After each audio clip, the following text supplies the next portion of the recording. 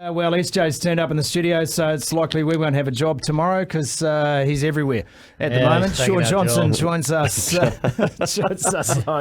Morning, SJ. I'm going to turn my mic off. No, don't you dare. Do you want me to swap seats? No, shush, don't. Let's not do this. Hey, congratulations, mates.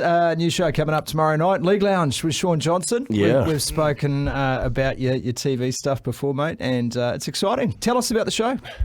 Yeah, thanks, boys. It's exciting, like it's been a really short, sharp process to get to where we are, and the first episode coming out tomorrow night. Even sitting here talking about it seems a little bit surreal because honestly, boys, it was only a month ago that this concept actually got the green light to come to life. So, a lot of moving parts, but it's going to be a show obviously based a heap around the Warriors and rugby league. I think it's a space in New Zealand media that hasn't necessarily hit the market in terms of a midweek show where you can sort of break down the Warriors in depth and then also preview, I guess, who they're playing or whether it's the Warriors, whether it's Origin, whether it's another team while the Warriors are on break. Just speaking the good work of rugby league, boys. That's all it really is.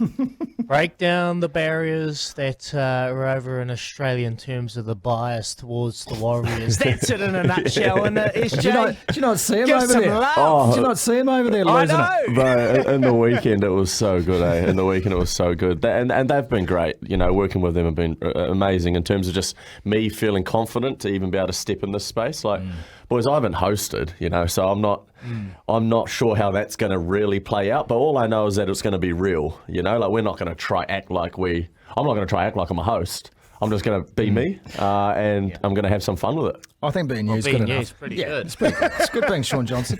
Hey, and tell us about guests and people we can expect to see. Have you got regulars with you, or is it a revolving cast of characters that just who you feel like chatting to that week? Yeah, look, I think it'll be very much revolving. I'd like to have, one spot sort of somewhat nailed down, between Tohu Harris, someone that you wouldn't associate with being comfortable in this space. He's not very a media forward-going person, but I feel like he's got a lot to offer. Yeah. Obviously, through his experiences, he was the skipper of the club up until this pre-season. So just being able to unlock him and make him feel comfortable to express himself in that space is going to be cool. And then a guy that you blokes are pretty familiar with, Blake Ashford, is someone that I love listening to talk rugby league. I feel like he's got a really good take on the game. He speaks really well, and he's a good fella, right? He's a good fella. So as much as it is about rugby league, it's definitely also like we understand we've got to somewhat entertain, and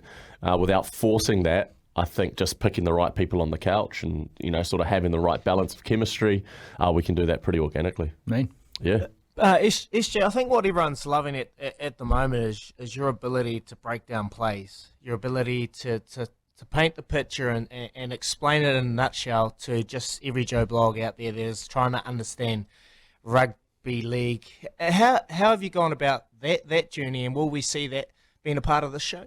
Yeah, it'll definitely be a part of the show. I think that it's an important piece of the show. Hey, well, I've been taken back by the response to those clips that I've done over on Play On. It's been I never knew how it was going to necessarily hit, but I always felt like through education, as a player, I always felt like through education, I think we would get less of the online stuff, the online, I call it bullying, the keyboard warriors, because I copped it a heap as a player, right? And at the back end of my career, it was easy for me to park and just be like, nah, I'm not going to take that on board. I don't need to that's not going to consume me at all. But a lot of people aren't there, or a lot of current players aren't there. And I just don't think that's right. I've always been an advocate for be careful about what you type, because you don't know how the other person on the other side's feeling. So my role here is just to simply educate. And I think if I can educate, then it might just change their perspective on what they are prepared to say to someone post-game. This is an example. It's the easiest example I've always had throughout my career was, say I didn't execute a simple draw and pass, right? The commentary would call that. Then you'd get the colour commentator come over top and be like, Johnson, all he needed to do there was draw and pass. And I'm like, okay. So now for the person at home on the couch that doesn't understand what it's like being out in the middle of the park, fatigue, Izzy, you can speak to this. 70-odd minutes into a game, you got blokes coming to take your head off. You're tired. A draw and pass isn't like just executing a draw and pass down at the park like people are sort of, well, these commentators are saying it should be. It ain't a training run. You know what I mean? So it's no excuse. Yep, you got to make that draw and pass, but all it is just offering insight, you know, and putting a bit of perspective on these situations that our players that are going through for 80 minutes. Because I think, through that, you offer education, you offer a different take on line. I think that the one thing about games and complicated games and the complexity of those plays, the more people know, the more they understand, right? And I know this is a big part of what you wanted to bring to television punditry. We've spoken about this before. Maybe just opening those eyes just a little bit wider. Yep. But you don't do that by treating people as ignorant. You do that by bringing up everyone's knowledge at the same time. You do it in a way that's entertaining, even better. Because what you want, I'm sure you want, and what the game wants, is a generation of fans coming through who really understand it at deep down granular level. Yeah, 100%. It's a big reason, you know, why the show and even the comment, or in my gut, I wanted to step into this space. Because I can have an opinion on it all I want. I can be critical of whatever's being said currently, you know, on television. But if I'm not prepared to sort of step into that space and do something about it, what's the point? You know what I mean? Like got nothing to offer. So, it's a space that I feel like we can have really big impact in. And I've even noticed it through these clips that I've done already. Sorry, I'll get messages on the Monday or Sunday after the Warriors game going, "Oh, did you?" and explaining it back to me in a way. And I'm like, well, there you go. Like that is ultimately the dream, right? Where people can absorb their footy in a way that I feel like is true, you know, and just park that pure love-hate. It's like love, enjoyment, hate, whatever, somewhere in the middle there, you know what I mean? Love and hate are great emotions. You want to get people fired up. Have you apologised to Kayla for because you've come to the end of your playing career, you've dragged the poor girl from pillar to post, and as soon as you hang up the boots, you're now flying back and forth across the Tasman to Vegas, now in a television role. I put it to you, Shaun Johnson, you are selfish. Oh, aren't we all at some point? Nah, it is. It's Bills not. don't stop coming. Yeah, I know, bro. I know. It's been really felt. Kayla's she's trying to get back into professional netball. Here you are, jetting off everywhere. Yeah, I know. No, I hear you, Scotty. It's crazy. Hey, like you almost. I was naive in the fact that I'm retired, babe. Look at me go now. I have all the time in the world. Yeah, no, that's not what keeps the lights on. You know what I mean? So it's that part of retirement's actually been pretty crazy, hey, to feel. You know, like filling the schedule that's been filled for you for the last 10 to 15 years. Like crap, bro. Iz will know this as well. You got to be like, what do you do? Yeah, you got to be pretty independent, self-independent. You know, like, and I didn't even really think about that. I was like, nah, like. Sort of, that's not the reason for me to retire. Yeah. You know what I mean? If I'm scared about what's going to fill my diary, where's the next buck going to come from? No. Yeah. But it's just been able to step into that space. And you're right, mate. Like Kayla's, she's definitely off it. I'm well aware of it. I feel that. Okay. Like let's just be straight here. Okay.